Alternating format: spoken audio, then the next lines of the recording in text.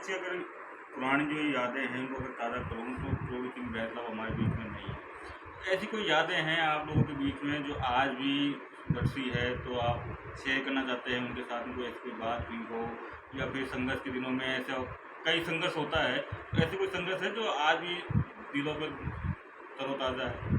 देखिए, बैसला जी का एक वाक्य मेरे को जब हम लोग आंदोलन में थे, तो वो हमेशा ये कहा करते थे कि हिम्मत, समाज की लीडरशिप करना दुधारी तलवार है, ये दोनों तरफ से काटती है, आती भी काटती है, जाती भी काटती है। तो उनका कहने का मतलब ये था कि समाज की लीडरशिप करना कोई मामूली खेल नहीं है, और उसमें गुर्जर समाज की लीडरशिप करना वो मामूली खेल नहीं है। वो एक कहा करते थे जब हम सचिवालय में जो वार्ताएं करते थे, जब सीनियर आईएएस और आईपीएस के बीच में, तो वो कहते थे, देखो मैं गुर्जर समाज के बीच में भूटान की सकड़ी गलियों से हाथियों को निकालने जैसा है, क्योंकि भूटान की सकड़ी गलियां हैं, उसमें से जब हाथी निकलेगा तो नुकसान करेगा, लेकिन मेरा नेतृत्व तो ऐसा रहा जो भूटान की सकड़ी गलियों से मैं हाथियों को निकाल लाया। मतलब गुर्जर समाज को इतना जो उग्र आंदोलन हुआ, उसके बाद में धीरे धीरे शांत हुआ, उसमें उनका एक ही वाक्य था, लीडरशिप उनकी बहुत मजबूत थी। वो हमेशा यही कहते थे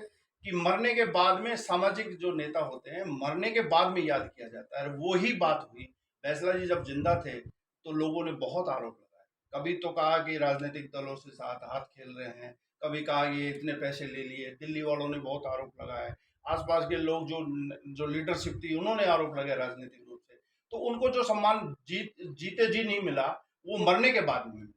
तो वो कहते थे कि सामाजिक रूप से जो आंदोलन करने वाला है वो जीते जी सम्मान नहीं पाएगा, मरने के बाद पाएगा। वही अम्बेडकर, भीमराव अम्बेडकर जी का देख लीजिए, जीते जी वो चुनाव हार गए, लेकिन जब मरने के बाद आज उनकी पूजा होती है, गली गली में नुक्कड़ नुक्कड़ पे मूर्तियां लगती है। वैसे ही बैसला जी करा।